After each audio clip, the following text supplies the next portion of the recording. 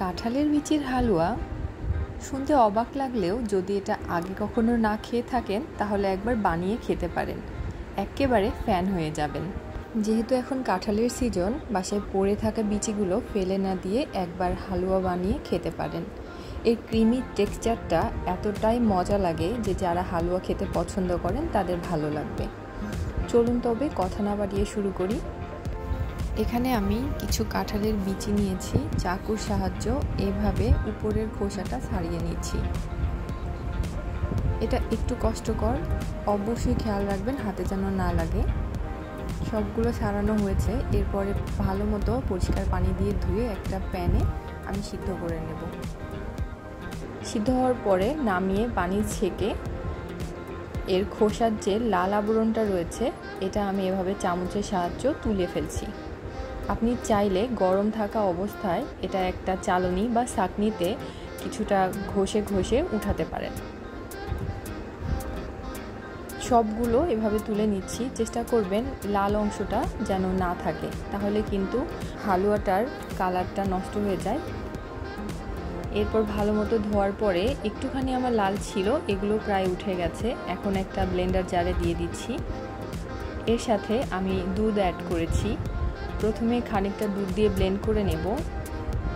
এরপরে আবার যখন ঘন হয়ে যাবে তখন আবারও দুধ দিয়েছি। আমি মোট 3 বার দুধ দিয়ে ব্লেন্ড করেছি। এরপর এরকম ক্রিমি একটা টেক্সচার চলে এসেছে।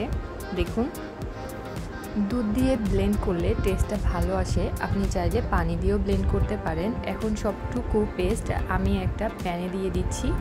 এর সাথে আমি 500 ml মতো দুধ অ্যাড করেছি।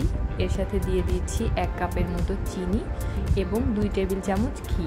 চিনির পরিমাণটা পরবর্তীতে আপনার যদি মনে হয় যে আর একটু লাগবে আপনি অ্যাড করতে পারেন।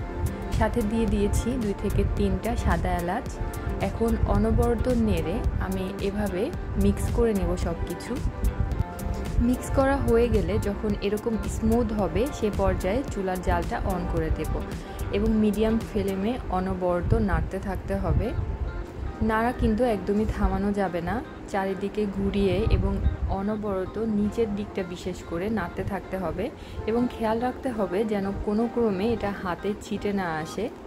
নাড়তে নাড়তে একটা পর্যায়ে দেখা যায় এটা বুদবুদ করে ফুটতে শুরু করবে। তো যখন মিশ্রণটা প্রায় ঘন হয়ে এসেছে ঠিক এরকম পর্যায়ে আমি আবারও 2 টেবিল চামচের মতো ঘি অ্যাড করেছি। এতে করে কিন্তু আলাদা একটা ফ্লেভার এবং পরবর্তীতে সুন্দর একটা ঘ্রাণ আসে। দেখুন, এটা কিন্তু স্প্যাচুলার গায়ে লেগে থাকছে না এবং যখন উল্টাচ্ছি অপোজিটে এরকম সাদা সাদা ভাব দেখা যাচ্ছে। ঠিক এ পর্যায়ে এটা নামিয়ে নিতে হবে, তার মানে এটা পরিপূর্ণভাবে হয়ে গেছে। এটা আমি একটা প্লেটে নিয়ে নিচ্ছি।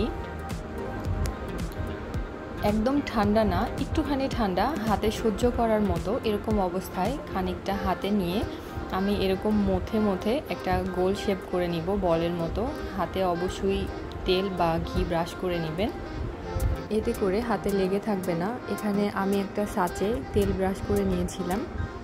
এরপরে এভাবে চেপে একটা শেপ দিয়ে নিচ্ছি।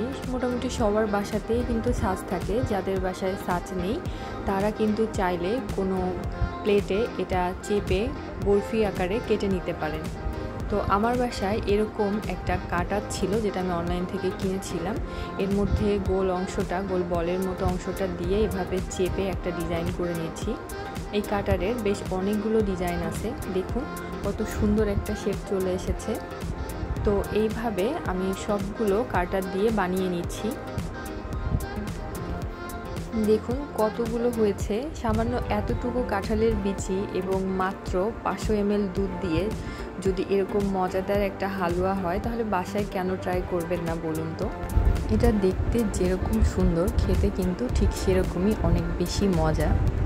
বাসায় মেহমান আসলে কিন্তু তাকে কাঁঠালের বিচির হালুয়া খেতে দিলে সে একদমই চমকে যাবে। এগুলো কিন্তু সাধারণ টেম্পারেচারে বেশ 3 থেকে 5 দিন পর্যন্ত ভালো থাকে, আর আপনি চাইলে ফ্রিজে এটা 7 থেকে 15 দিন পর্যন্ত রেখে খেতে পারবেন। কেমন লাগলো জানাবেন কিন্তু।